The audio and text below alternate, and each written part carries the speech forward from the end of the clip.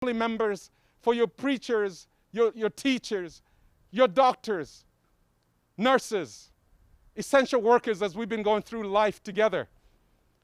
Let's take a moment and reflect on this idea of gratitude as we start our program today. And because of that, I want to give you some homework. I am a professor, and I always do give homework. So the homework today is write a letter to anybody that you're thankful for today. Anyone. It could be your parent, it could be a teacher, it could be a friend. But write a letter of gratitude. Bring it back next week when we meet again on Wednesday as evidence. We won't read it, but put it in an envelope, and next week you will mail them. But bring them to class symbolically to show your spirit of gratitude. So whoever it is that you want to thank them. The second letter is humility. We are here at the Don Eugenio Garzazada home, which is now a museum that celebrates his life and legacy. And I want to say to you that I sense a spirit of humility in the story of this great patriot of this country. We are not here to put him on a pedestal, but we're here to learn from the past while facing the future with the many challenges that we all have. Remember, you can count the number of seeds in an orange, but you can never, ever, ever count the number of oranges in a seed. So I thank you again. Then the last letter, C. Let us be curious. The most intelligent person in the room is not the one that has the answers, but the one that asks the questions. I encourage you to a place of asking questions. Maybe, maybe, maybe, maybe. And again, I say maybe. When you're curious, we might get closer to resolving some of the challenges and issues that we face on this planet of ours. So again, to the global reformers, I say thank you for giving us a shot to work with you. We don't come here with arrogance, but humility, with curiosity and gratitude to start this great program. We're so excited, and we have a lot in store for you today. So, we're so excited to see you. Join us on our next lineup, and welcome again to the first inaugural class of the Eugenio Garzazada Global Leadership Program. Thanks, and see you soon. En la historia, existen personalidades con la visión y la voluntad para redibujar su entorno. Aparecen de vez en cuando, iluminando las mentes de generación en generación.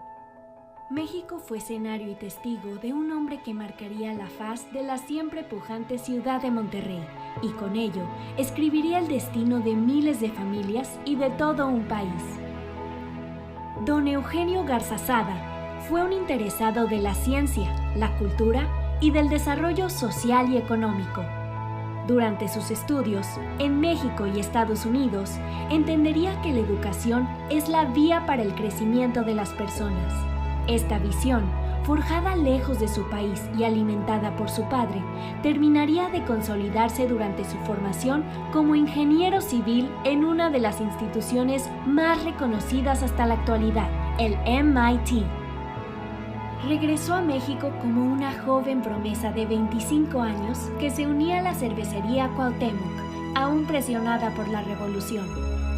Poco después, encontraría a su compañera de vida, doña Consuelo Lagüera Zambrano, con quien formaría una familia de 8 hijos. Con sus asesores y amigos, tomó decisiones para que las empresas que dirigía pudieran sobrevivir y crecer a pesar de los retos de aquellos años. Al mismo tiempo, la desigualdad, la pobreza y las duras condiciones del trabajo en esa época lo impulsaron a buscar a toda costa el bienestar de las personas dentro y fuera del ámbito laboral. Adelantado a su época, implementó los ya célebres programas de capacitación, vivienda y servicios médicos para el personal y sus familias, a quienes transmitió la cultura del trabajo y el ahorro.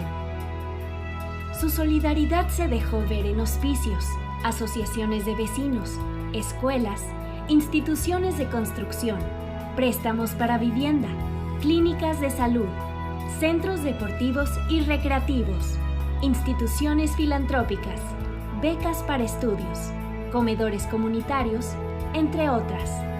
No se quedó atrás en su colaboración con el béisbol y el fútbol. La cumbre de su constante lucha por la libertad empezaría a materializarse cuando fundó el Instituto Tecnológico y de Estudios Superiores de Monterrey, que es hoy la universidad privada más reconocida de México en el mundo. Miembro de una generación de empresarios sociales, su extraordinario liderazgo humanista se dejó ver en su compromiso con la creación de nuevos líderes, con la cultura regiomontana y con un país al que había que construir desde cero. 1973 nos arrancó su presencia e inició una nueva etapa en la que sus principios son preservados por nosotros, los que encontramos en su memoria guía e inspiración. Instaurado por FEMSA y el Tecnológico de Monterrey, el premio Eugenio Garzazada celebra la labor de quienes han dedicado su talento al liderazgo humanista, el emprendimiento social y la innovación. El trabajo, el ahorro y la solidaridad fueron sus herramientas para afrontar su responsabilidad con el país y sus retos, una responsabilidad que compartimos con entereza. Incansable en el actuar, generoso en el dar, tenaz ante los retos, sencillo, austero. Don Eugenio Garzazada vive.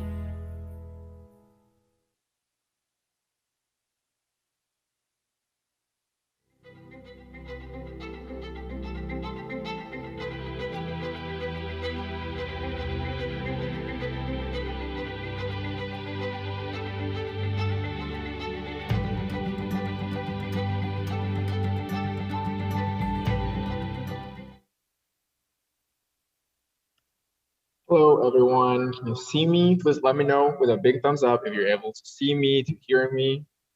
All right, great. Thank you. Well, first of all, I want to thank everyone who is here. I want to thank your dedication. I know it's, not easy sometimes to have 3 hours a week dedicated for something, but we are really, really grateful for that. We're so excited for this project, and the fact that you're going to be part of it is amazing.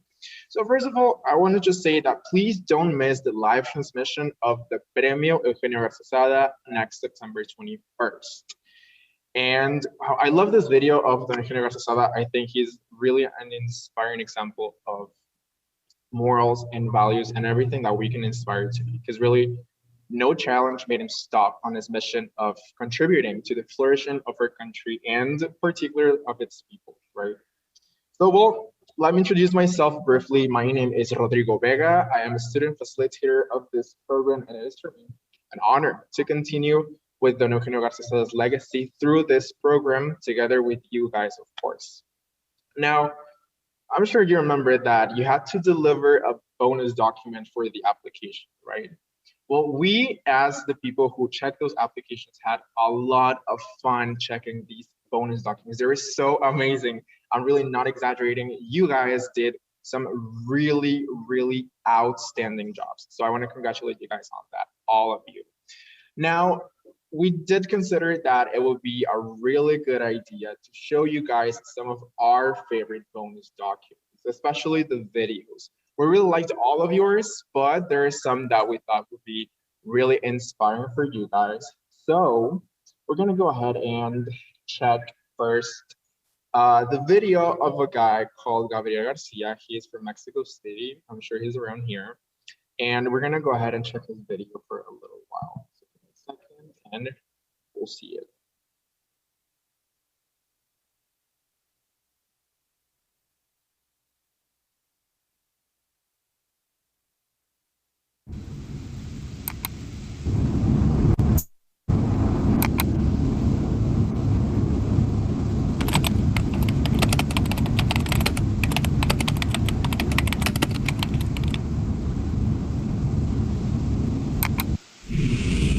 I'm Gabriel Garcia, engineering student, workout enthusiast, nature lover, hobby videographer, and curious human being.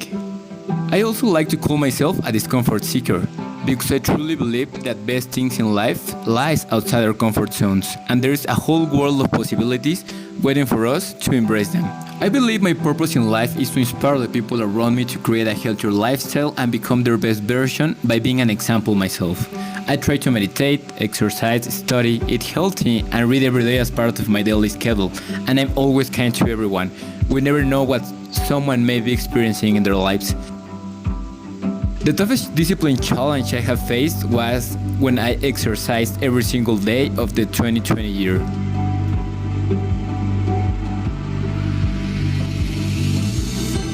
I have had the opportunity of being a storyteller, have been an advisory teacher for years, and run lots of Spartan races, where I have learned patience, perseverance, togetherness, tolerance, respect, and how we all are connected somehow. But definitely, I have not experienced anything like this global leadership program, which I'm sure will give me a whole new perspective about school, friends, teamwork, and of course, life. I'm ready to take one step further in my personal growth along with you in my last year of college. See you soon. Bye. Recording in progress. So thanks for that. I think that was an amazing video. I really enjoyed that one. Now we're gonna go ahead and check another video. Give me just 1 second. So this was one of the videos I personally checked and I really enjoyed it. So please give it up for Hortensia Ramirez.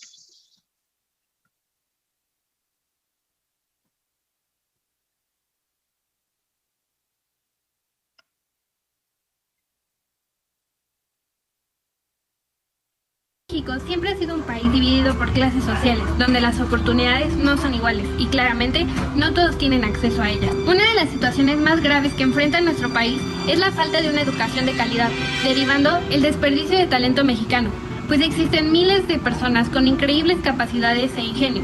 Sin embargo, la falta de acceso a una educación hace que miles de jóvenes hoy en día no puedan tener acceso a las oportunidades. Es claro que nuestro país y el mundo atraviesa por dificultades e incertidumbres. Sin embargo, es nuestra elección quedarnos sentados y esperar o levantarnos y hacer algo. Y yo decido levantarme, crecer y hacer un cambio, generando acciones y soluciones positivas. Mi nombre es Hortensia Ramírez. Me considero una persona con grandes metas y objetivos, que no se rinde fácilmente, constante, perseverante, sobrepasando cada obstáculo que se me presente, aprendiendo y levantándome de mis errores y caídas, siempre buscando ser la mejor versión de mí misma, caracterizándome por ser un agente de cambio comprometida con su comunidad. Hortensia ha sido una gran inspiración para mí. Ella siempre me ha ayudado a ser una mejor persona y su gran capacidad de liderazgo le permitió ser la head coach del equipo. Nos impulsó a trabajar con determinación y esfuerzo. Siempre está dispuesta a ayudar a los demás, mejorando su entorno, impulsando proyectos de cambio social como talleres de empoderamiento femenino e introducción al STEAM para mejorar la calidad de vida de estas chicas. Yo quiero contribuir a ese cambio que tanto necesitamos, inspirando y motivando a otras personas a extender sus expectativas, a ser grandes, ser líderes. Estoy convencida que los jóvenes mexicanos necesitamos de herramientas que permitan prepararnos para enfrentar los nuevos retos que presenta nuestro país, porque el México de hoy no será el que tengamos mañana. Quiero que México se convierta en un país en donde todos los mexicanos podamos encontrar oportunidades, apoyando los derechos y la inclusión verdadera de las comunidades indígenas. Estas personas merecen las mismas oportunidades que todos tenemos, así como también hacer crecer los sueños y aspiraciones de los niños de estas comunidades para que la situación económica en la que crecen y viven no sea determinante y limitante para su futuro. Hortensia siempre se ha demostrado como una alumna sobresaliente, respetuosa y con un profundo sentido de solidaridad con sus compañeros. Manifestó como uno de los mejores promedios, formó parte del equipo de robótica obteniendo espectaculares logros a nivel nacional e internacional en cada una de las competencias. Desarrolló un proyecto titulado Las Lecturas del Corazón. Este proyecto se encarga de recopilar libros para después ser entregados a jóvenes de escasos recursos y de esta manera poder fomentar la lectura entre ellos. Siempre se mostró como líder, como una persona solidaria. Estoy convencido de que en su proyecto de vida y académico va a demostrar ese gran liderazgo que ha caracterizado hasta el momento. Por esta razón, tengo la certeza que el programa es la oportunidad perfecta para personas como yo, no conformes con lo que nos rodea, pero dispuestas a impulsar y liderar una transformación. Desde pequeña, cada acción que he encaminado me ha motivado a impulsar nuevos proyectos para tener un mejor país, un mejor México. buscando nuevas formas de ayudar y hacer crecer a niños y jóvenes como yo. Por esta razón, creé el programa TecBalam, el cual consiste en brindar talleres y cursos de robótica a niños de entre 8 y 15 años. Su situación económica no tienen fácil acceso a la ciencia y tecnología, donde enseñamos a través de la programación, electrónica y mecánica a crear soluciones innovadoras y creativas, además de inculcar el trabajo en equipo, fomentando el uso de la robótica como herramienta para el desarrollo de niños y jóvenes, brindando los medios necesarios para difundir la ciencia y tecnología, con el fin de que este programa los prepare para enfrentar los retos que presenta nuestro país y enseñarles a no dejar que las circunstancias detengan sus sueños. Hortensia estuvo en el equipo de robótica Aztec de Plantel Azteca, donde ella formó parte del área de programación. Durante su estancia, Orte tuvo la oportunidad de participar y de representar a su país en el First Championship Houston en 2 ocasiones diferentes. Orte impartía cursos para chavos entre 8 y 14 años. Orte es una niña muy capaz, una chica muy determinada y siempre durante su estancia en el equipo buscó lo mejor para sus compañeros y los impulsaba a crecer para formar los siguientes líderes. Desde hace 6 años, año tras año, participo en programas como Juguetón, Tejiendo por México y Limpiemos México. Hoy México necesita líderes que se atrevan y yo acepto el reto. Please give it up for Hortensia. That was an amazing video. I really enjoyed, yes, it is super inspiring. Thank you very much to all of you who really put the passion in their videos. You have no idea how meaningful that is for us as part of this program. Now, the last person that we're going to check is Dennis Dix. He uploaded also a very inspiring video. Let's go ahead and see it.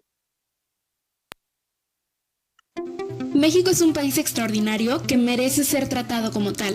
En cada despertar encontramos la posibilidad de decidir en qué queremos convertir a nuestro país. Las oportunidades de cambio aparecen cada segundo. Y entonces nos damos cuenta de que los días no se juzgan por la cosecha que recibimos, sino por la cantidad de semillas que plantamos. Mi preocupación por capacitarme y prepararme para enfrentar los retos de mi país me ha llevado a involucrarme en distintas iniciativas y programas sociales que me han dotado de muchas habilidades, así como de un desarrollo académico y personal incuantificable. Dennis Dix fue líder del proyecto Aire de Cambio, el cual consistió en realizar una pintura fotocatalítica, la cual atrapa partículas contaminantes de la atmósfera. Con esto pintaron una barda de 300 metros cuadrados con un voluntariado de 120 personas. Es un proyecto de gran escala ya que es pionero en México y a lo largo del proyecto pude ver el liderazgo de Denise y la perseverancia de las universidades, ya que es un proyecto bastante complejo que duró cerca de 12 meses.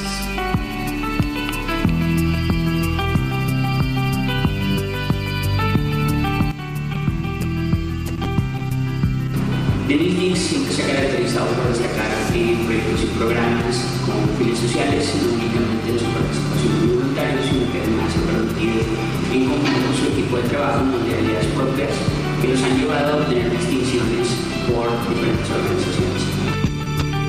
Actualmente se encuentran desarrollando la primera toalla sanitaria en México detectora de la luz del papiloma humano, proyecto por el cual han sido acreedores a la beca emprendedora de la Fundación Sept. En conjunto, todas mis experiencias de aprendizaje me han enseñado que la convicción, la decisión y la voz sí tienen el poder de cambiar el mundo. Creo firmemente que mi proactividad me hace merecedora de su apoyo, con el cual podré construir una cadena de transformación en donde yo sea ese primer eslabón que cada vez sume más y más. Soy Denise Dix y con su apoyo me comprometo a vivir el resto de mis días en favor de México. Mi México.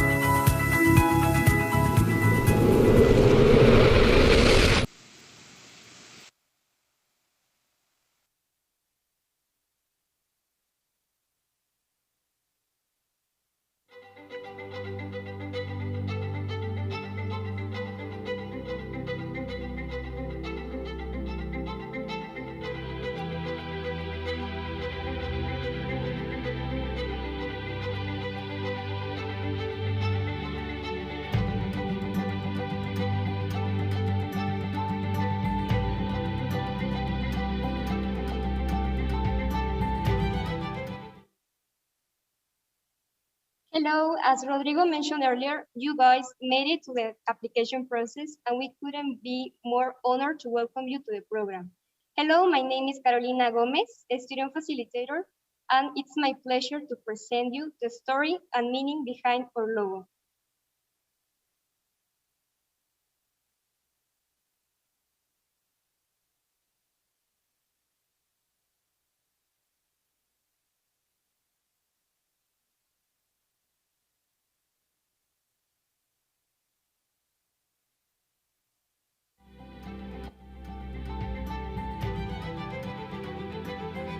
This is our logo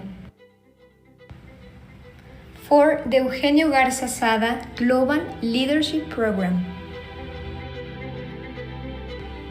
What is the meaning?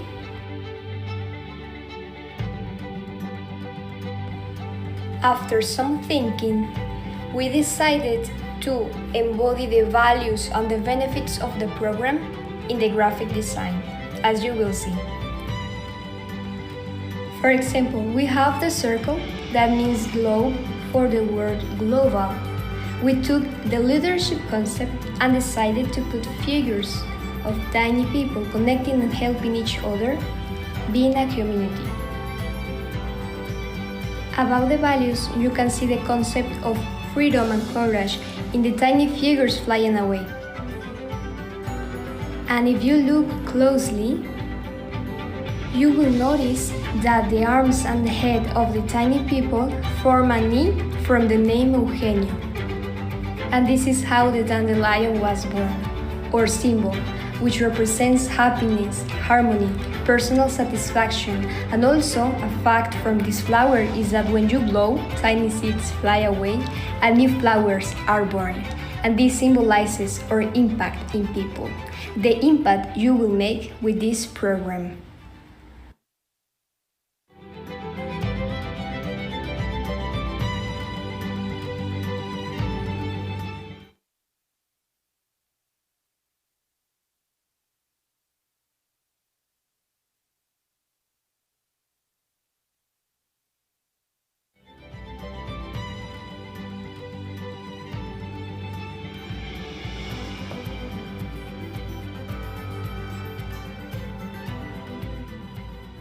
Buenas tardes.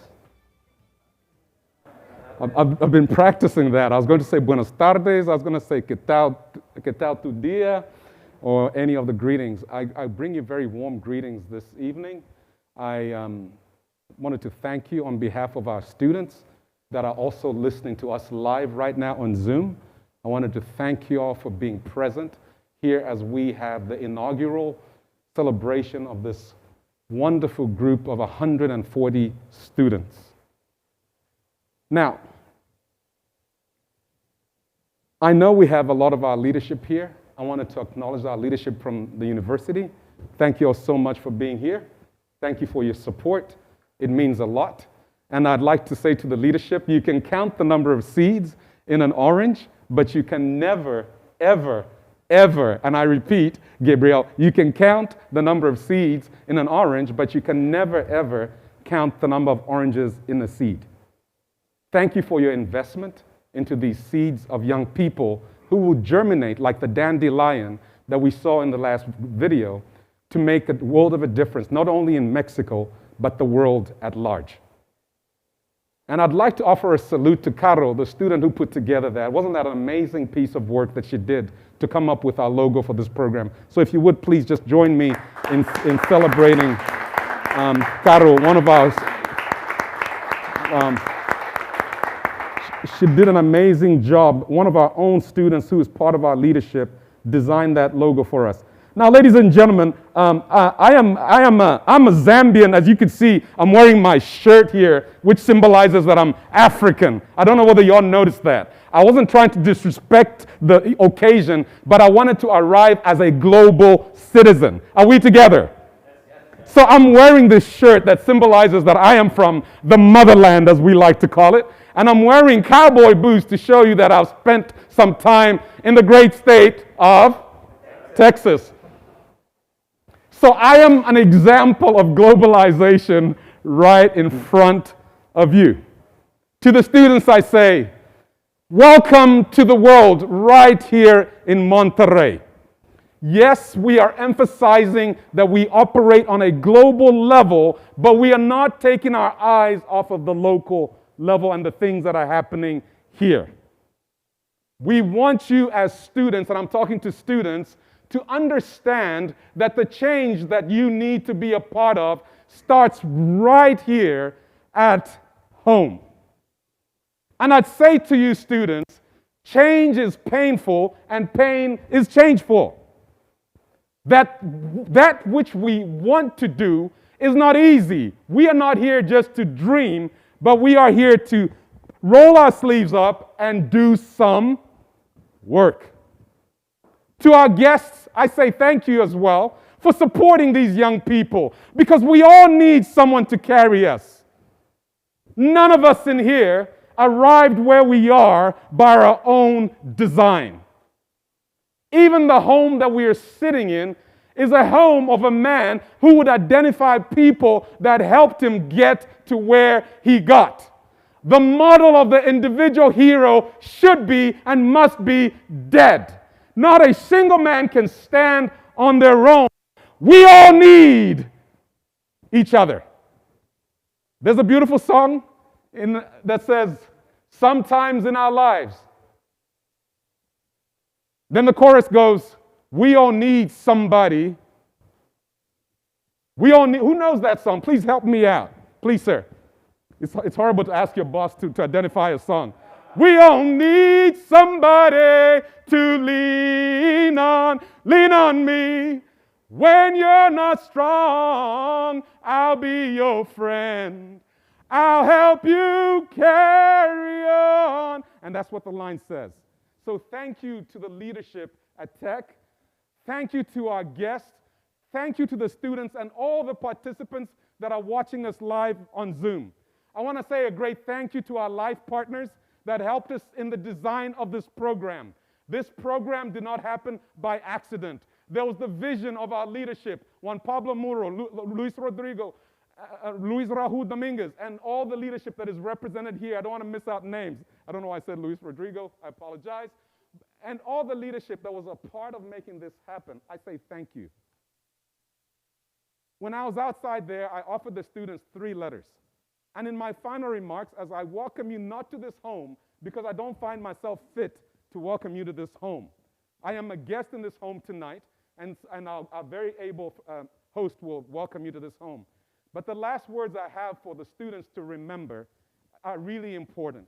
And I'm going to ask everybody that is in this room to kind of just lean in a little bit towards me and listen to these powerful words that I'm about to share. Are you all ready? And as you are leaning in, I want you to think of this word. Everybody say it with me at the count of 3. Uku ichefia. Uku ichefia. Let's practice again. Uku ichefia. Uku ichefia. Okay, now you sound like Africans. And the meaning of that word in my native language of Bemba is to make yourself small. That's the meaning of the word humility. When you and I make ourselves small, we allow others to show up. I am not talking about diminishing ourselves, but I'm talking about walking in a spirit of humility where others have space to belong and to speak. So ukui chefia is what I want the students to remember. But then the last quote that I give, sorry sir for coming so close, the last quote that I give is this, and then we'll transition. It is from T.S. Eliot, and he said some very wise words. He said, we shall not cease from exploration. We shall not cease from exploration. That we all are on a journey of exploration. We are learning new ways to lead as the world changes. So we shall not cease from exploration.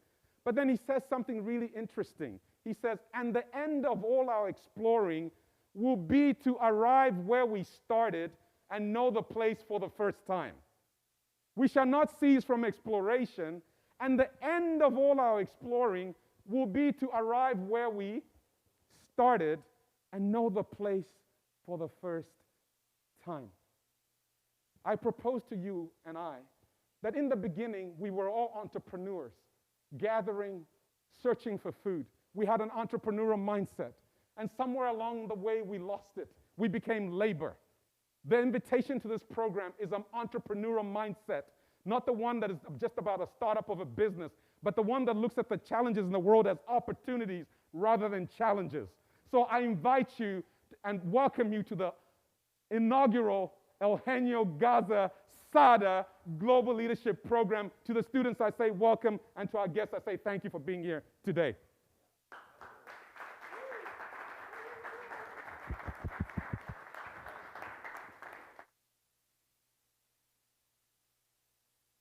Perdón, gracias.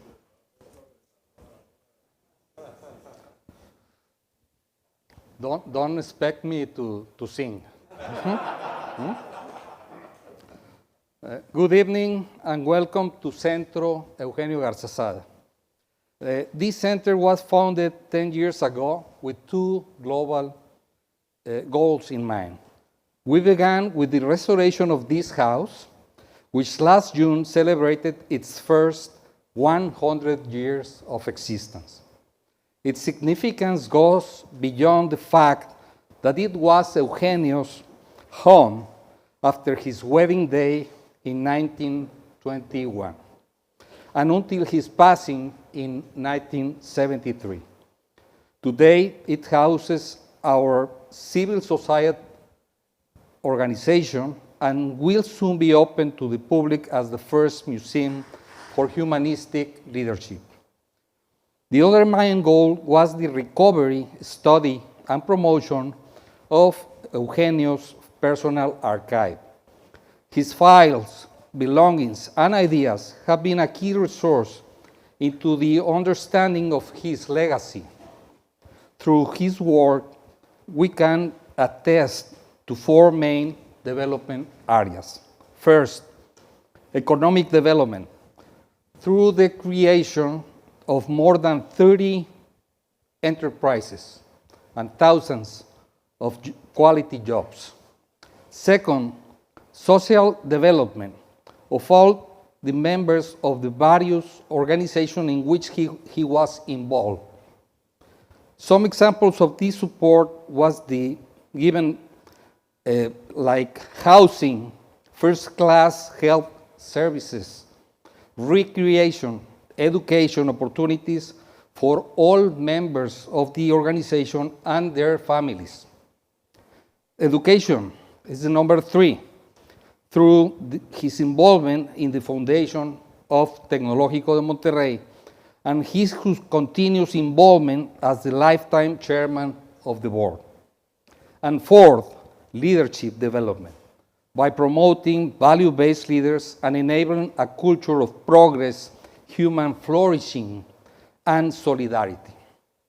Our purpose at Centro Eugenio Garza Sada is to maximize the transformative capacity of entrepreneurs and leaders towards the creation of a responsible, engaged, and collaborative society. Based on Eugenio's legacy, we have identified social capitalism as our main focus. At this core, social capitalism can be described in 4 principal pillars: entrepreneurial freedom, respect of human dignity, social commitment, and humanistic leadership.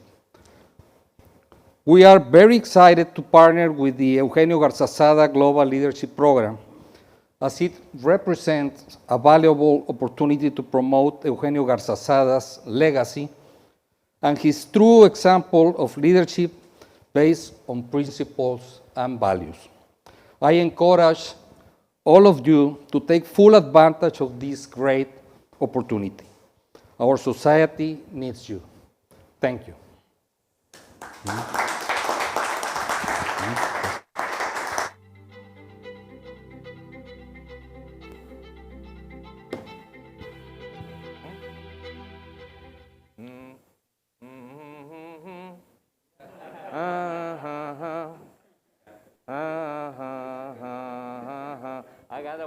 I got that one. Yeah, very well. We are so very excited. We're super excited to be here where everything started, at the house of Don Eugenio Garza Sada, for the beginning of this inaugural class of the EGS Global Leadership Program that my friend Casande is starting up right here. First of all, I would like to tell you, I brought some notes here because I knew I was going to be a little bit nervous, especially because we are launching our first program, our first live program fully in English. So we're very proud of that. And thank you, Casande, for being part of that.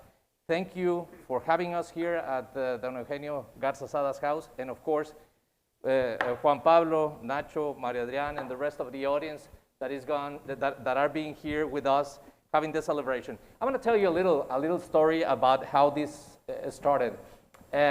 We used to have this encounter, this yearly encounter with all of the live people around the different campuses. It was 2018, I guess. And then someone at the team, Cristina, was mentioning me, you know, I know a guy that we met in one COSGA conference that was wonderful. I think that for the message that we want to deliver and the level of transformation that we need in our program in life, we need to bring someone like Henry at that time. And well, I agreed. I didn't know anything about him, and we took the risk, I should say. And when he started talking about humanity, service, and leadership, I was convinced that we were going to be having a long-term relationship. So I strongly believe that we're going to be having this program for a long, long time here at Tech, because besides it has its roots on the values of the institution and the values that Don Eugenio left us to all of us, it's basically the compatibility that we have with you in terms of the program. So that's how it started. And then a couple of years passed, and we needed to launch this program as a continuity of HeroX. So we said, why not? Let's invite Henry. Let's bring Casande here to help us launch this program.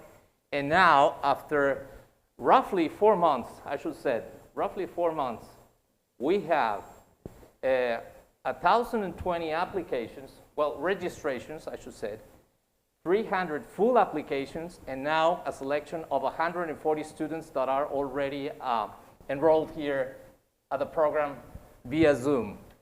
You know, this is a celebration. It's a hybrid celebration because we're still living in COVID times, and I'm sure that we're going to be having that university experience very soon. We're hopeful for having that, and of course, having this sense of drive and energy. It's going to be an unforgettable experience.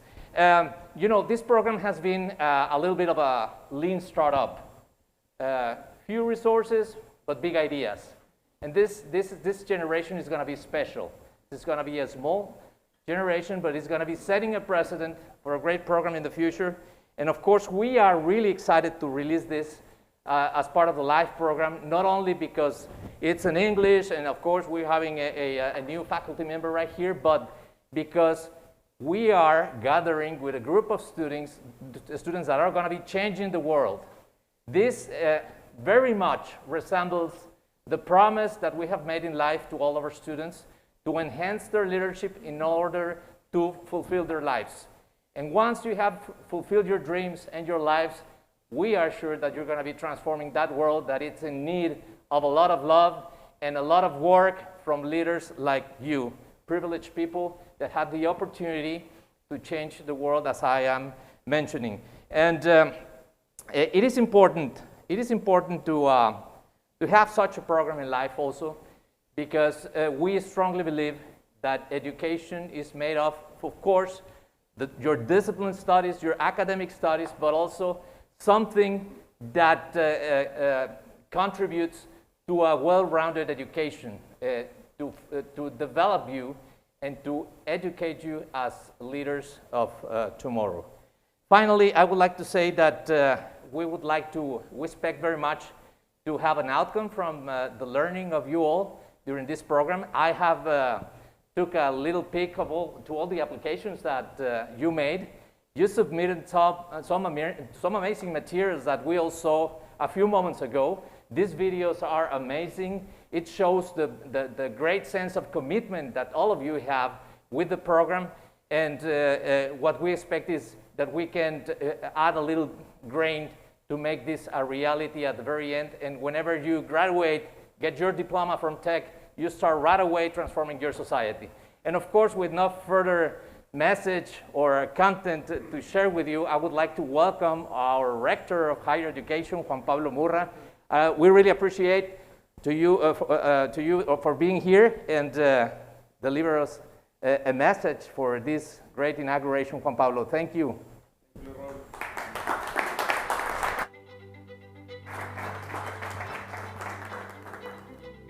So good afternoon, good evening to everybody. I want to start by thanking Cicero and the team at the Centro Eugenio Garzazada for always being such close friends of Tec de Monterrey and supporting us in all new adventures and journeys and initiatives. Thank you. You're going to be an important part of this journey. Also, I want to thank Casonde, Luis Raul, and the entire Life team and everybody that made this initiative a reality. As you were saying, it has been in the making for a long time. And this is a special, very special moment, the beginning of a journey for many of us. I hope it's going to be a day that for students, they will remember for a long time. We have put a lot of efforts into the design of this, and we have very high expectations. Luis Raul invited me and asked me a very relevant question. Why leadership and why in Tec de Monterrey?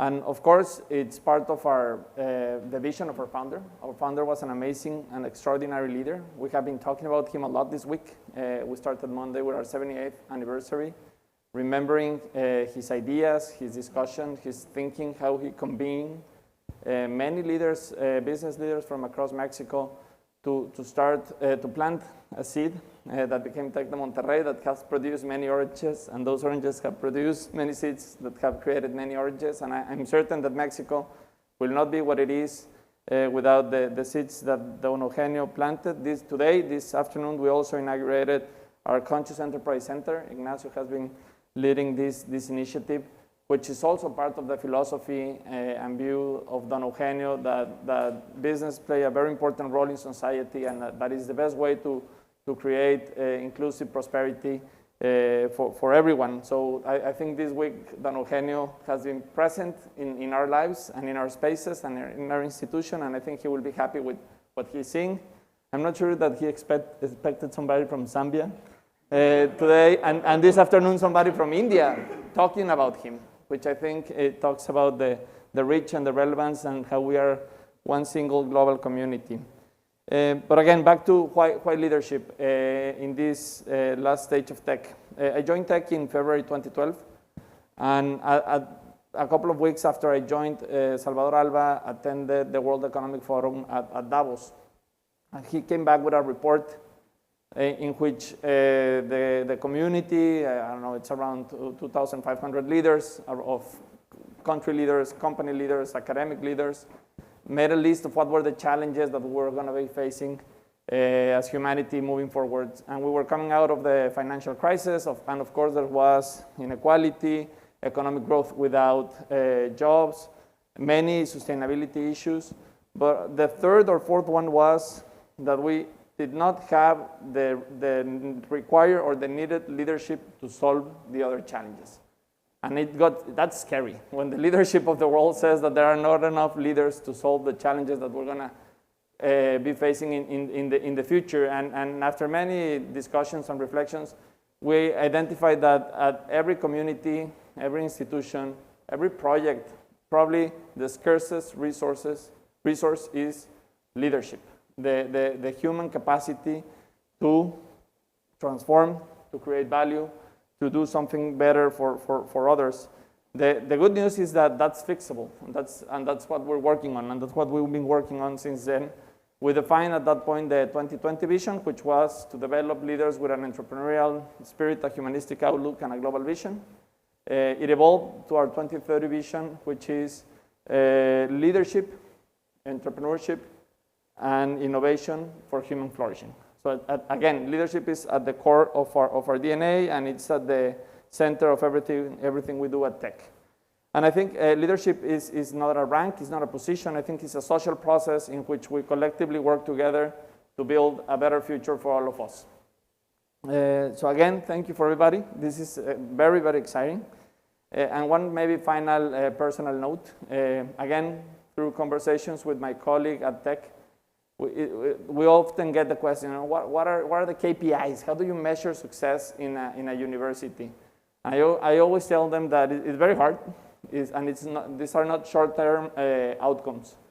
And that we will be judged and assessed if in 2 decades or 3 decades, somebody looks back and sees what we did today help to develop the future women and men that are leading the conscious companies, the public sector efforts, the NGOs that are transforming and creating a better society for all. So I think we're planting many seeds today, and I'm sure there are going to be great trees and great plants. Thank you, everybody. Congratulations, and truly looking forward to support the program in any way that I can. Thank you.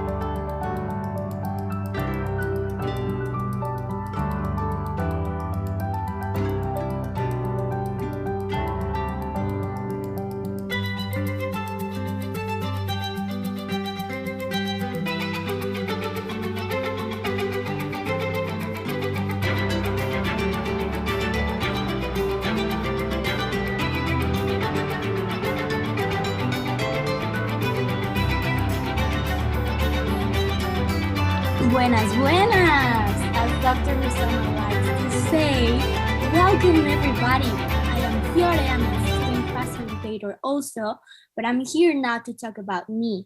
I want you to meet an awesome facilitator. Her name is Dani, and you will meet her by her voice. So please go ahead and delight us, Dani. Welcome everybody. Thank you, Fiore. Well, I'm glad to be here, and I hope you enjoy the following song.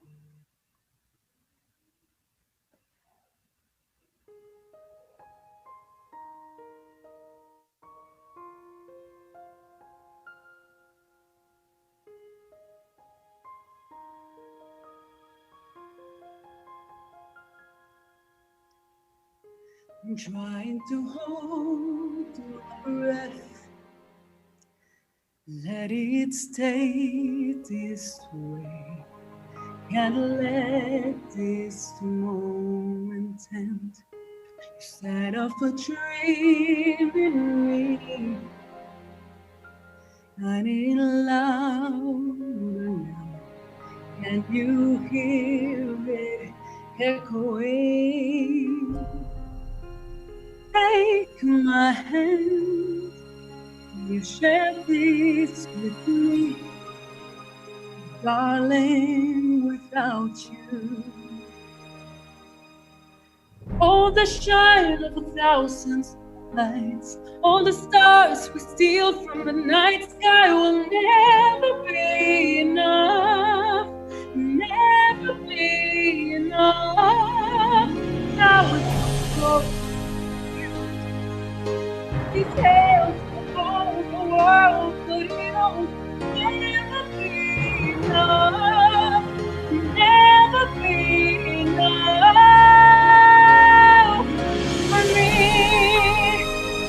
Never, never, never, never,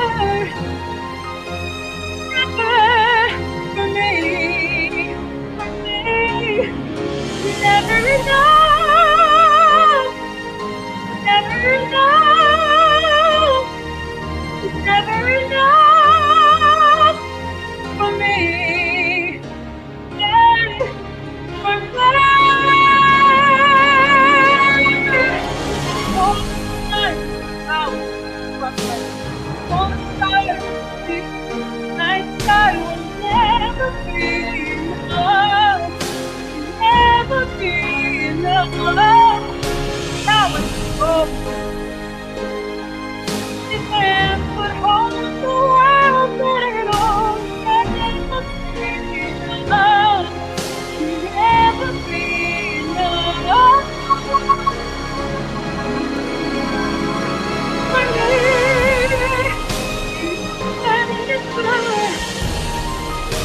Never, never for me, for me. Never enough, never, never, never enough, never, never enough for me, for me, for me.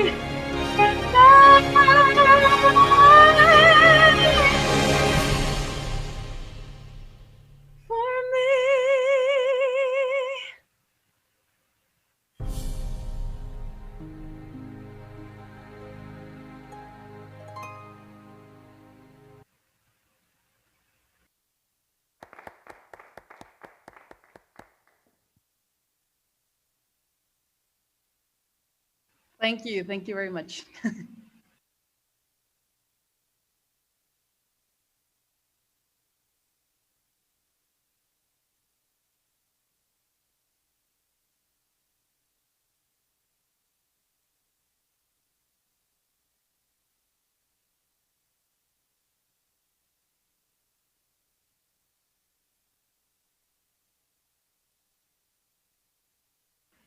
Well, so now we're gonna change the mood a little bit. This one's a song I really enjoy, and I hope you enjoy it as well. It really represents us as Mexicans, so here it goes.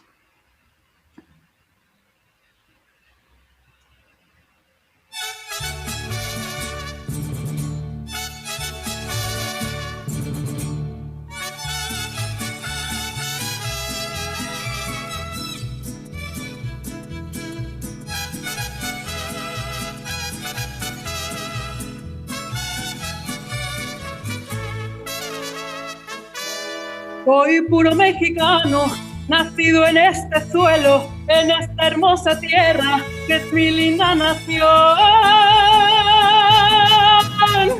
Mi México querido, qué linda es mi bandera, si alguno la mancilla le parto el corazón. ¡Viva México! ¡Viva América! ¡Oh suelo bendito de Dios! ¡Viva México! ¡Viva América! Mi sangre por ti daré yo.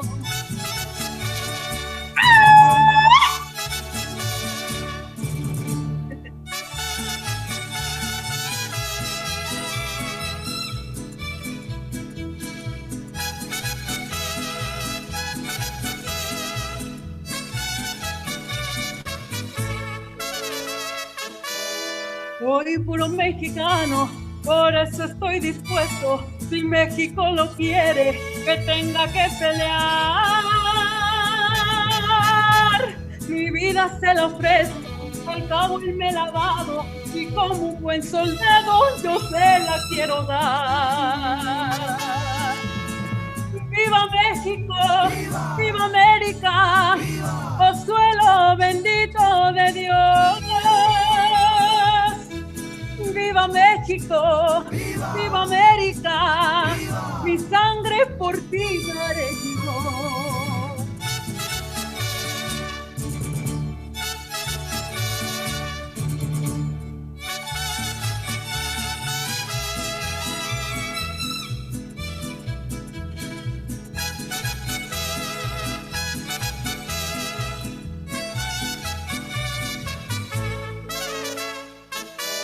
Soy puro mexicano y nunca me he rajado. Si quieren informarse, la historia les dirá que México es valiente y nunca se ha rajado. Viva la democracia y también la libertad. ¡Viva México! ¡Viva América! ¡Oh suelo bendito de Dios! ¡Viva México! ¡Viva América! Mi sangre por ti daré yo.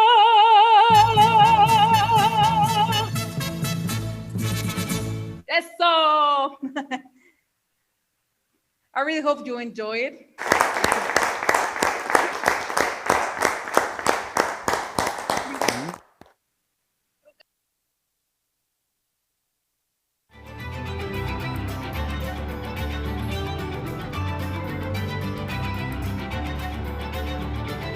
Oh, that was our great student facilitator, Daniela. Now we'll do a 5-minute break if you want to grab anything to drink, and we'll be coming back to follow with our panel. So, thank you.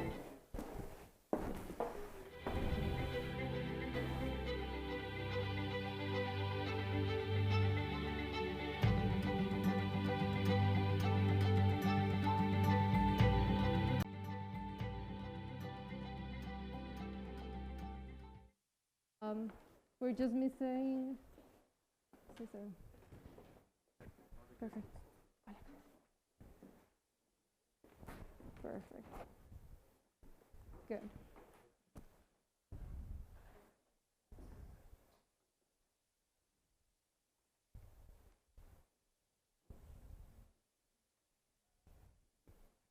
Good evening, everyone. My name is Sofia Lopez, General Coordinator of our DEAR program, and it's my pleasure to welcome you to our inaugural session and the panel where we will be discussing Don Eugenio Garzazada, the man behind the name. Here we will go through the great business, philanthropy, and all the trajectory that Don Eugenio went through, and especially the principles and values that define him as person. We have the pleasure of having as guests for this panel Cicero Willis, Director of the Eugenio Garzazada Center. Applause for him. Carlos Garza Herrera, Civic Engagement Coordinator at Centro Eugenio Garzazada.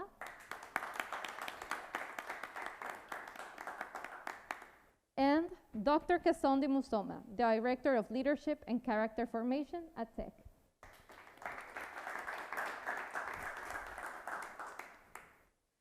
So our first question will go to Cicero and to Carlos.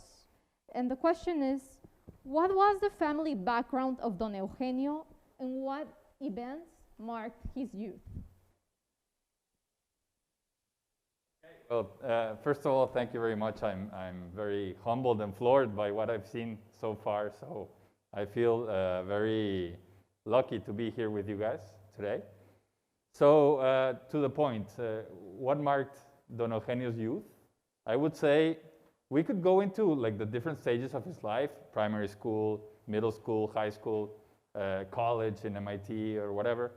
But I think that maybe one of the most interesting takeaways is that we have to recognize that Eugenio and his family were a family of means and a family of great wealth, and yet they were not distant from the issues that were going on in the country at the time. We're going to speak a little bit more on that, but I really appreciate how they could have just gone somewhere else, and yet there was a deep responsibility to their country ever since he was a young man. So we see that also in the values and the lessons that he learned from his father, Don Isaac, and maybe that's something we can talk a little bit more about, but I would say that that would be like the first core message. Thank you. Cicero, would you like to add something? No, just that he took education outside Monterrey, because even elementary education was better in other cities like Saltillo. So he studied in Saltillo, elementary. He studied high school in a military school in Texas. And he studied in the MIT in Massachusetts. So all the education that he received, and not only him, but also his brothers, was supported by his parents. Yeah. Okay. Mm-hmm. Thank you. And how specifically do you think his character changed from these experiences that he had early in his life, going to study into different places, meeting different people? What aspects of his character do you think he reinforced through those experiences? I think that the first one was the core values, supported by his family at first, but also in his early education. The second was the discipline. And the third, I think that MIT has a great impact on him, because I think that that's the one that the experience that created this kind of vision to create something for Monterrey and Mexico. Perfect. Thank you. Dr. Musoma, would you like to add anything on this point? I have just been impressed at, I'll follow up on what Carlos said. You know, he could have gone anywhere, went to the best of schools in the world, but then chose to come home. I myself left home to go study in the United States, and I'm yet to return. So I salute the man for coming home and trying to make a difference when he could have gone anywhere in the world at the time. So that's just remarkable. Totally. Totally. Okay. Our next question is, what was the context that surrounded Don Eugenio when he was starting his career, his professional career? That he started bottom up. He started in a small role of doing statistics, and he was then moving different areas of the organization, but clearly it was a plan to get involved from the bottom of the organization. And I would like to add that when we look back on history, it's sometimes hard to imagine the scenario in which they led their lives, because we only see the good things, you know, the highlights. But if you think about it, Don Eugenio had to work and thrive in a war-torn country, in a recent revolution. La Revolución Mexicana had just passed. So when we look at business challenges today, it's hard to imagine, with all the technology we have, with all the communications, with all the things that we are able to do, and how difficult things are sometimes. Just picture yourself without all that and coming home to a war-torn country and starting to develop a nation again, to build again. So I again, just to insist on this point that it could have been so much easier for him and his family to just go somewhere else. No? Definitely. Now, we know that Don Eugenio, his family, his people, and the businesses that he had, they were pioneers in developing welfare programs, housing, health care programs. What do you think was the inspiration, the motivation behind these projects that were pioneers and were implemented even before public services? It's a very interesting topic because it was in the core of their values, family values, to support human development. So, as an example, myself, I was born in the Clínica Cuauhtémoc y Famosa because my father worked in the brewery. So you can imagine what sense of belonging and inspiration and passion it creates in all of us to have these benefits. So the orientation to serve was really key, and it's in the DNA of his and all his family. There's a very famous quote that you probably heard, that human dignity is above any economic consideration. So there's a lot of quotes that we could use right now that support that idea, but as Cicero said, it's a core belief and a core idea that can be seen all throughout all of the actions that Don Eugenio and the companies that he worked for and worked with, including Tecnológico, have at their core.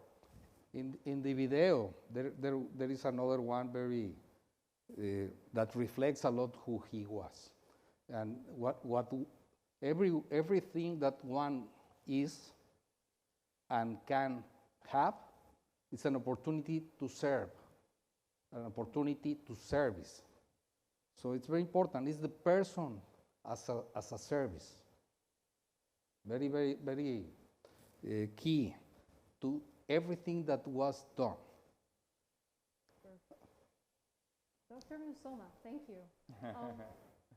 What surprised you the most when learning all of these facts on Don Eugenio? So here I am, I come in from Texas, and I'm here to work on this program, and I'm thinking, what about Monterrey fascinates me? And I've been exposed to Don Eugenio Garzazada. I've driven on the road. Then I came to the center, and then met the two gentlemen here, Cicero and Carlos. Then I'm meeting a man who's got 17 principles that he gave out. And if I was able to have a conversation with him, I'd love to sit across the table from him and say, why 17? Why not 10? And even number 5. But why 17? And my favorite value that he had was one that sticks out to me. He said, if you're vain, keep it to yourself. In other words, he was promoting modesty. And then when you look at the level of opportunity he himself had, he's telling the outside world, keep your vanity to yourself. Then the other one that I also like, Sophia, is the one where he's trying to raise money for the construction, I believe, of tech. And then the statement that he makes in Spanish. Can somebody say for me, there's a statement that he makes about your wallets or whatever. It's not about available wallets. It's about resolution that is needed. And also the bet on education. That phrase is used by David Garza at the beginning, and you can see that phrase here, back here, because we have a temporary exhibition of the Tech Foundation, and it's about resolution. It's about courage. It's about commitment. Totally.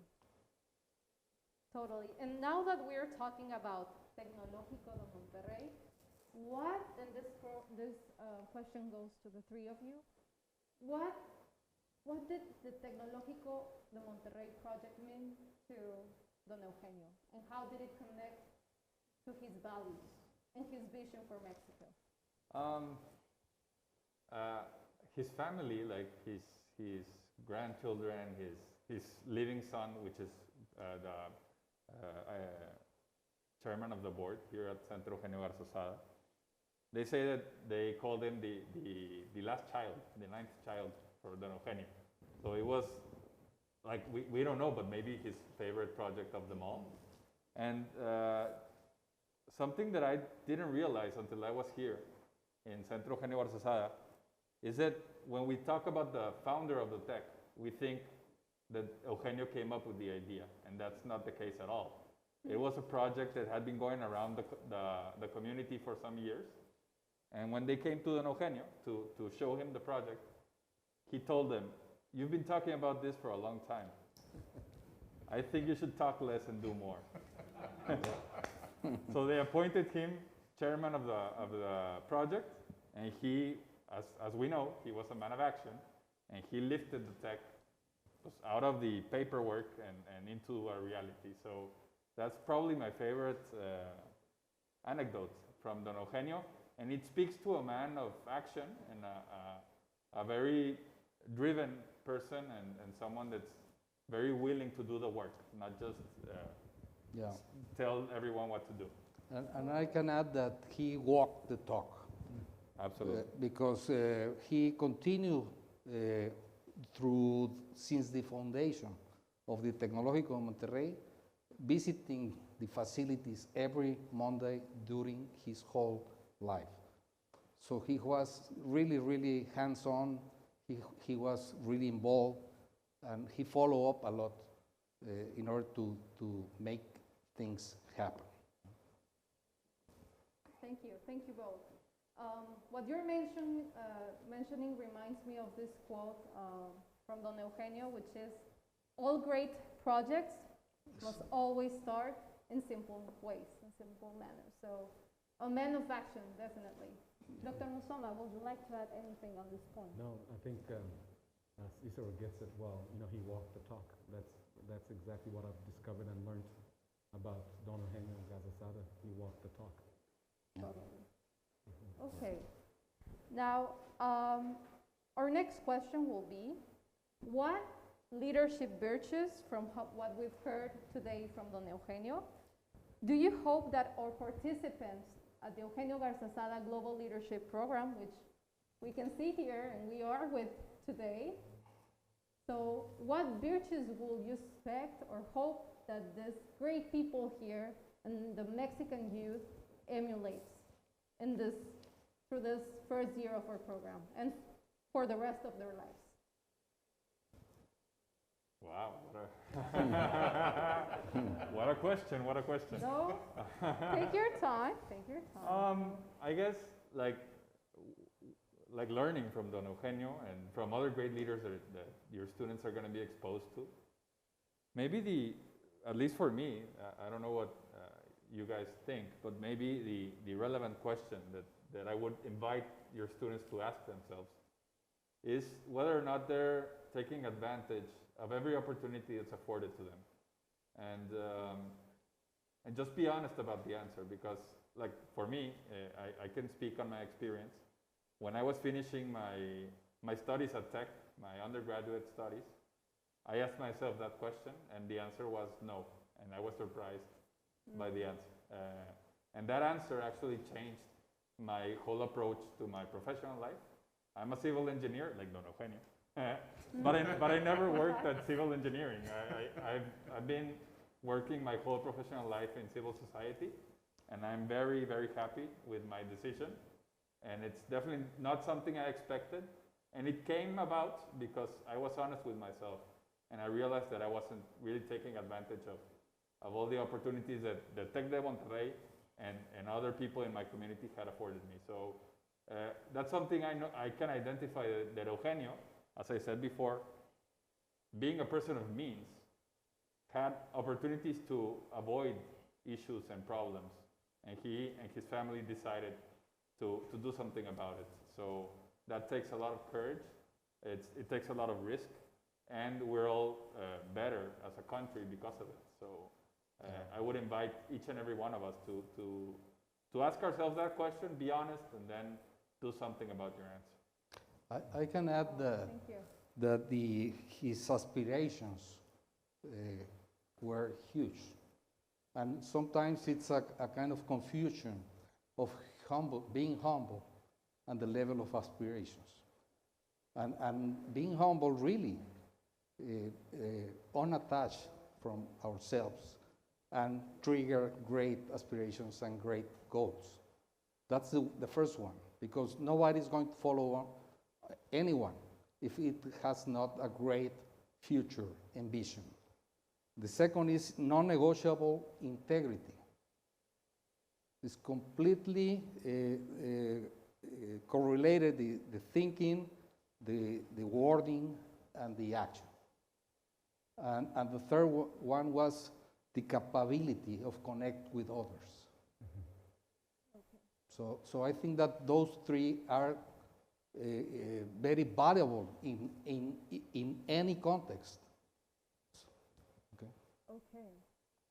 How did Don Eugenio, responding to your answer, how did Don Eugenio connect with people? What was his way of leading people? High respect, connecting with any person, any person, whatever level, socioeconomic level, role in the organization.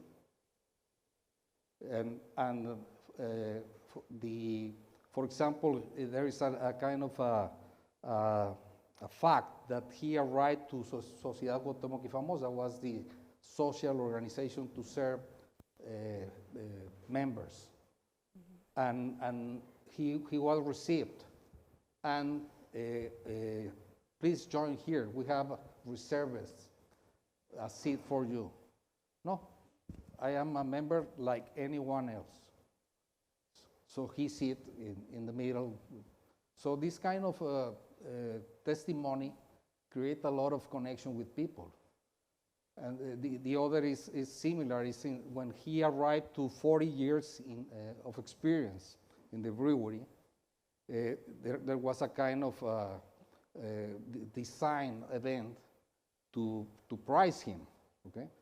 And he acknowledged that another worker of the line level worker, accomplished also 40 years old. So he mutually were prizing each other. Wow.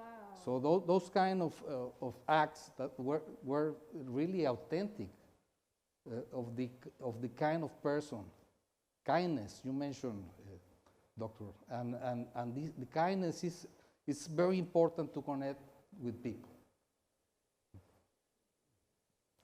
Dr. Musoma, would you like to add anything on this point? What virtues, what habits should us, should everyone here emulate from Don Eugenio and the example that he gave us as leader? I want you to imagine with me Don Eugenio Gaza-Sada having a conversation with Nelson Mandela. Just for a minute. These are two men that were selfless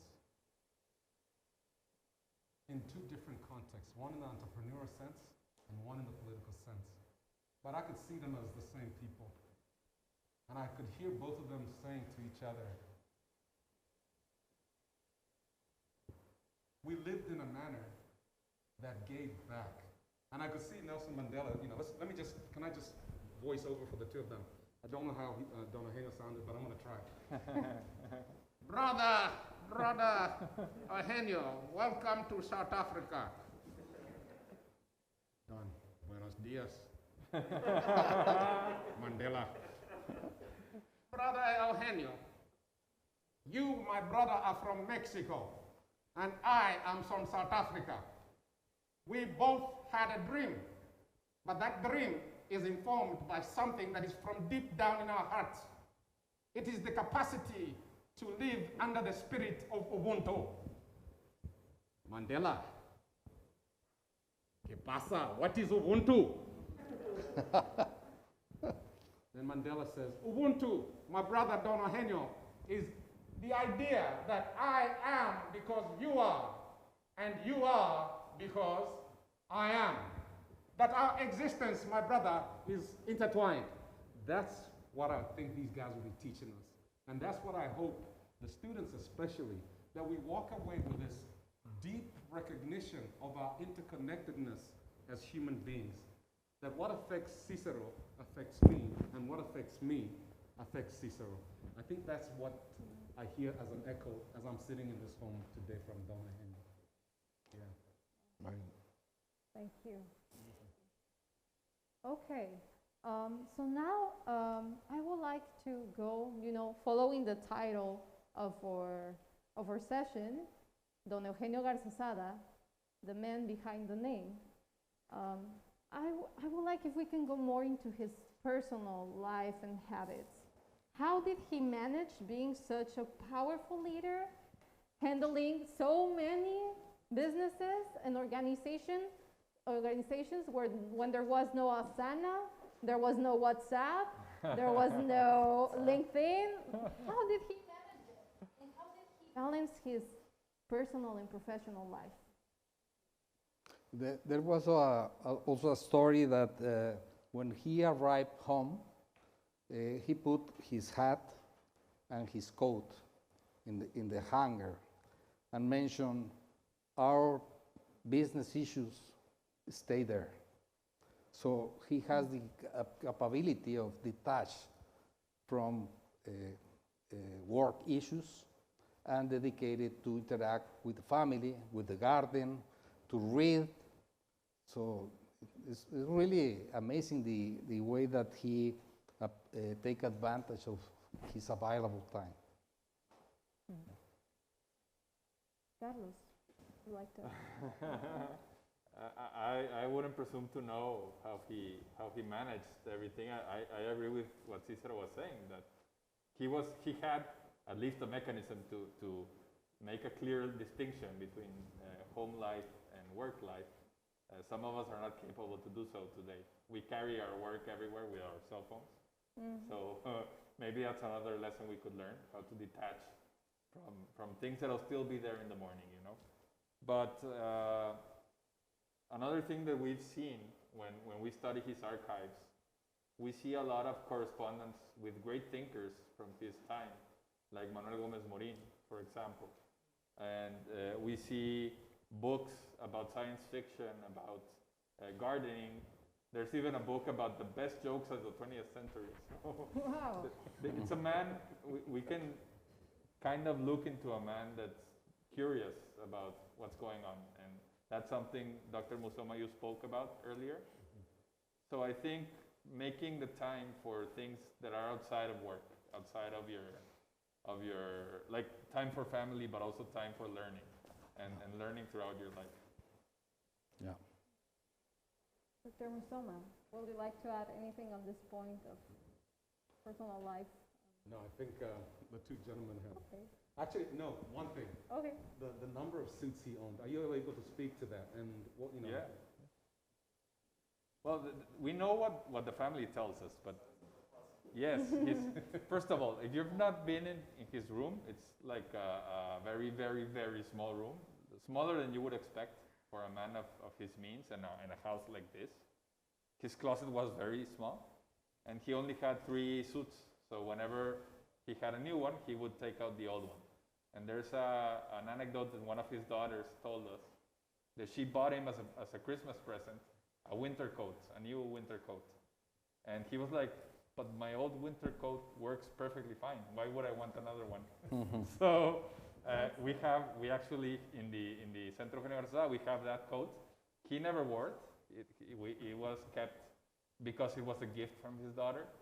But he used only what was necessary. He wouldn't accumulate or anything like that, He had a lot of books, so I guess he would treasure that, but not the material possessions. Okay. Now, I read in Don Eugenio's biography that he didn't like to travel, you know, on a personal level or leisure basis. Yet he was a great global citizen, and he truly promoted internationalization on business. So how come? We have an analysis of his library, and several books were about travel. So he avoided to travel, but he was aware of what happened in other countries. So he connected with the world through reading. Perfect. Now, we are on time, so we would like to ask you, well, Carlos and Cicero, what will be your final message to our participants and the Mexican youth from what we've learned so far on the panel?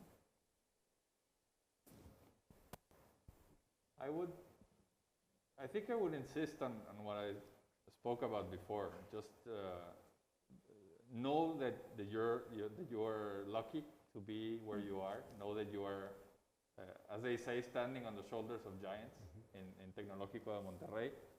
But also, all of this privilege and everything you're about to embark on in this amazing program that Tech has put together, it's a great responsibility, and it's something that obliges each and every one of us to give back. So whatever that means for anyone, but just make sure that you're giving back in your own way. Anything is good.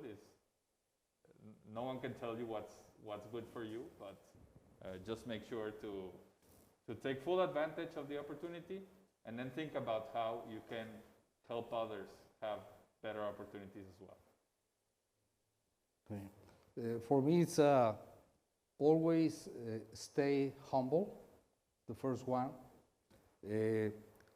Always remember that every activity of an organization, a business, an educational center is to serve human beings. The dream to create higher aspirations and actions that are really needed to change the world. Thank you. Thank you both. Dr. Musoma, we have two last questions for you. For me? Yeah. So first will be, how do you think Don Eugenio's example through hard times connects with what we've been living today globally? And what can we learn about him? So I'm fascinated at the fact that he comes back from MIT, and this is a post-Civil War or revolution in Mexico. And then, if I remember correctly, his family relocates to Texas, and they're living in Texas. He even sells candy at the movie theater. Is that correct, Carlos? Yeah. And he's surviving. And I think the big takeaway from what I've learned about this family is resilience. And I think it's a quality and an attribute that all of us need. That even as we face this pandemic, which we never thought would last this long, I think our will to live on and push on, we could learn from those that survived a civil war or revolution at a time when there was not any social services and there's not the amenities that we have today. Yes, the pandemic is serious, but I think there's something that we could draw in the form of strength to push, whether it's in business, whether it's in education, whether it's in the health sector. We're losing so many people each day, but I think it is on us, especially as students. I love what Carlos said. Are we taking advantage of every opportunity that we have as individuals and to make a difference? So, yeah, just resilience is what I would say we could draw from the lessons that we've learned today in terms of what we're dealing with today. Yeah. Totally. Last question, and then we'll pass it to students to hear their questions too. What do you think will be Don Eugenio's definition for leadership and being a leader. And we'll close with that. Wow.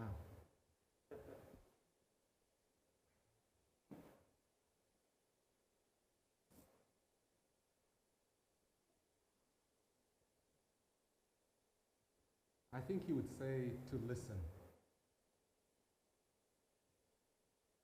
To really listen.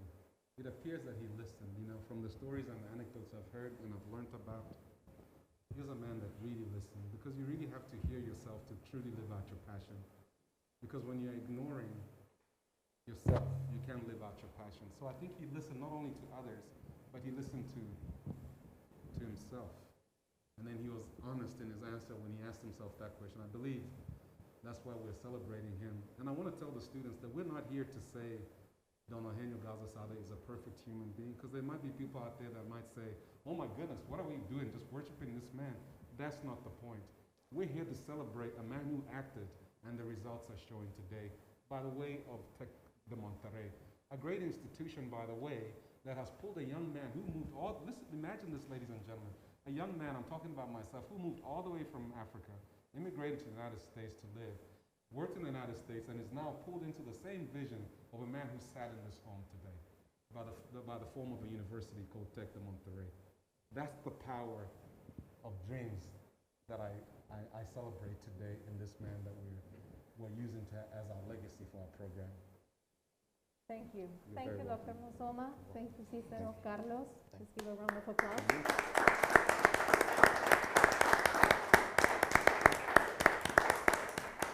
And now we will pass it to our student facilitator, Rodrigo, so that he can share with us the questions we have from our great participants.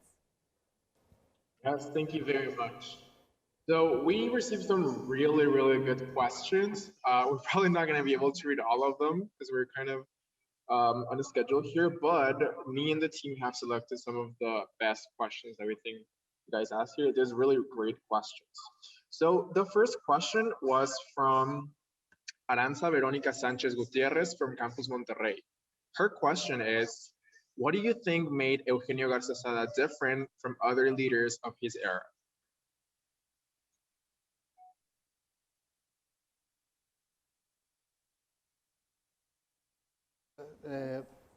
I think that Don Eugenio was a great implementator. So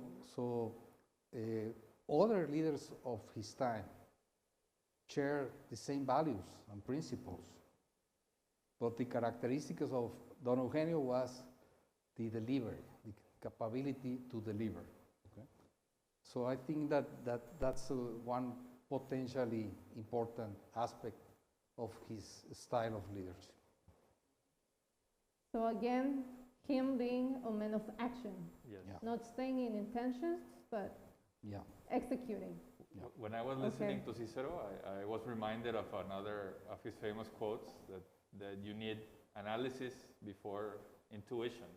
It's more important to analyze before action. So our historian who works here in the Centro Eugenio Garzazada, Cesar Salinas, tells us of that something that used to happen when there were business meetings with business people at the time. Everybody would be talking all the time, and then at the end of the meeting, everyone would keep quiet and then listen to what Don Eugenio said. So he would like sit quietly, listen to everyone, and then say his piece and tell them what to do, and everyone had to oblige, you know, because they afforded him that power and that respect. But it speaks to a man who's listening, who's thinking through, and then who determines what actions are needed, like Cicero was saying. Okay, thank you. Perfect. Rodrigo, do we have our next question? Yes, thank you very much. Our next question comes from Verónica Mondragón Paredes from Campus Ciudad de Mexico. Her question is, how do we hold ourselves accountable for living with Eugenio Garzazada's values? How do we know we're on the right path? Dr. Musoma, would you like to take that one?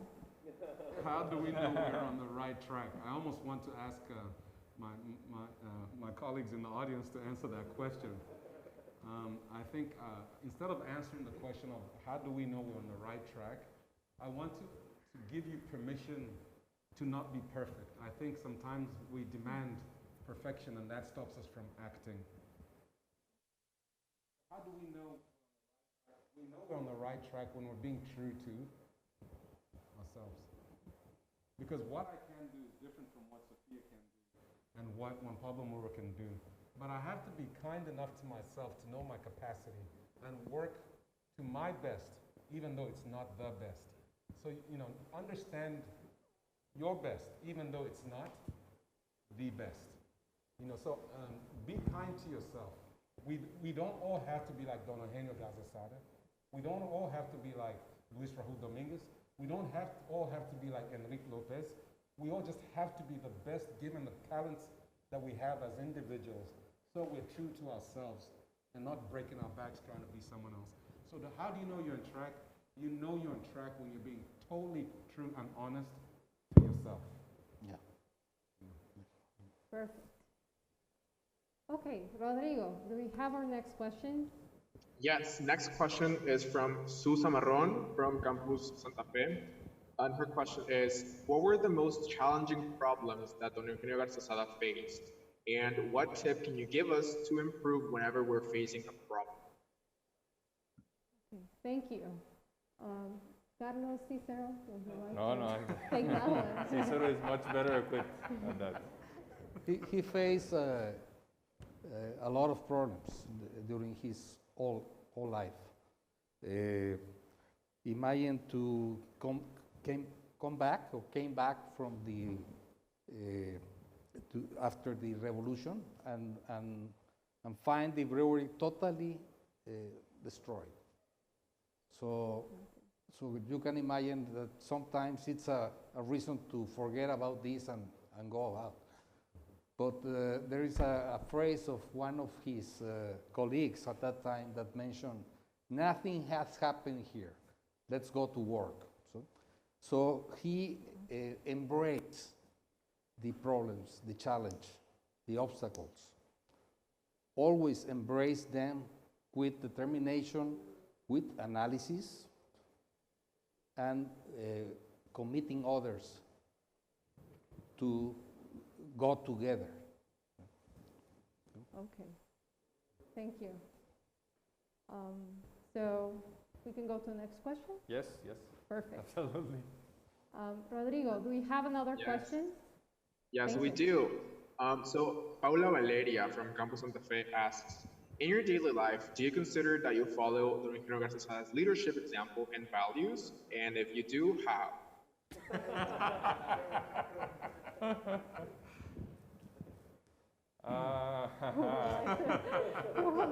So remember when I said be honest about the answer? This is the time. Yes, this is the time. I think so. I mean, I wouldn't, like, I wanted to react to a couple of questions ago, but I wasn't sure how to. But I think if we had a time machine and we would go back in time and compare a young Eugenio Garzazada to the myth that we have today, he probably wouldn't measure up to the myth, So when we think, am I living up to Don Eugenio? It's practically impossible to do so. But I think that if we're able to the best of our abilities, to live up to the values of our institution, like Tecnológico de Monterrey, and be very mindful of what you're doing and why you're doing it, I would say that's good enough to go forward. I think that every person has different strengths, so it's very important to be self-aware, to accept who we are in relation with others, because at the end we need each other, as you mentioned. But the competence that we can develop are different. So it's very difficult to really imitate a person. You need to be authentic, to have a clear ID, and leverage on your strengths. Okay? But what is common is what we have already mentioned, to be humble, to recognize the need of each other, and to have the courage to embrace the challenges to deliver. Thank you. Okay, so we will take one last question from the audience. Well, Rodrigo, if you can question. Yes, thank you. So I think this is a very valuable question. It's from Antonio El Moral from Campus Santa Fe, and it says, if you could choose only one great quote to define who Eugenio Garza was, which quote would it be and why? That's a great question. Who would like to start? I'll take that one. Okay. I would say meekness is not weakness. It is strength under control. Yeah. Okay. Thank you. Carlos Cicero, do you have a favorite? From I don't know, they want to hear a favorite from Don Eugenio or just in general? I thought it was in general. Yeah, from Don Eugenio. Actually. Oh, from Don Eugenio. Yeah. Oh. Yeah, it was Oh, man, let you flow. I pulled that one Not out a of powerful quote by Don Eugenio. Yeah. No, I can't take that one then. Sorry. It's for the two gentlemen. Cicero, do you have a favorite? Difficult to select specific, but potentially the word that you mentioned, resilience, because he understands different contexts, different situations, and always have a specific plan to deliver. So. Thank you. I find that Don Eugenio's quotes are always very profound, but very brief and very, very economical in his use of language. But I would say, like, if I'm being honest, it's not necessarily the most famous quote, but I really am motivated by the thing he told the other businessmen. You should talk less and do more. Yeah. That's really very motivating for me, and it's something that we live by in Centro Eugenio Garza, as Cicero knows, and as Cicero pushes us forward. Yeah. Perfect. Thank you both. Well, if I may, I would like to close this panel with mine. My favorite quote from Don Eugenio is, don't try to help people by giving them money, but give them work. Give them a job to do. And I think that this speaks a lot to how Don Eugenio went beyond when serving people and when looking to develop these solutions that were sustainable, that they were not just on a short term. He was a man that had a very long-term vision and that was truly looking out for others. So that's my favorite quote, as I think it truly tells how Don Eugenio went beyond and was not only helping people for the sake of helping or for feeling good, but he was looking for sustainable and long-term solutions.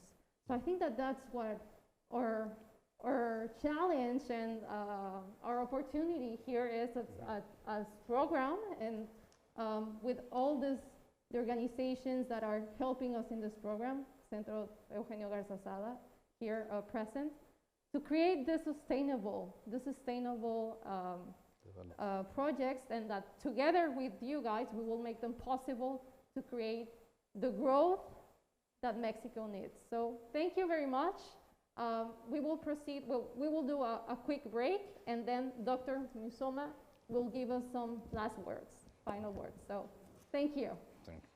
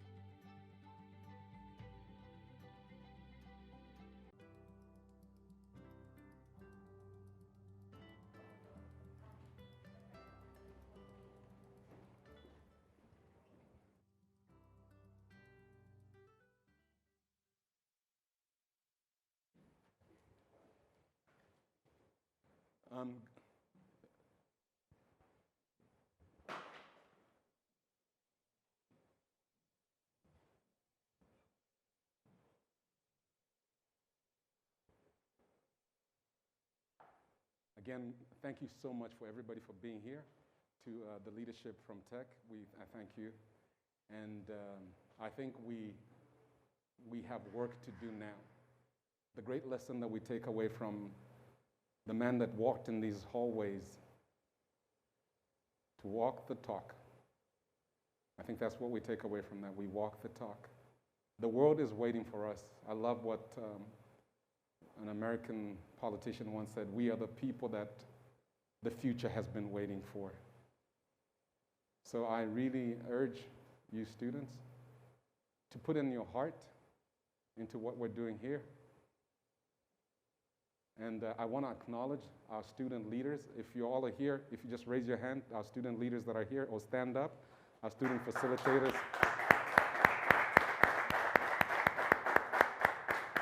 It is amazing. It is amazing. Tech is doing something right. I was sitting in a workshop with some of these leaders this weekend, and Juan Pablo, they quoted Peter Senge from Harvard to my face. And I'm thinking, who taught you about that? They're like, we go to Tech. I was like, okay.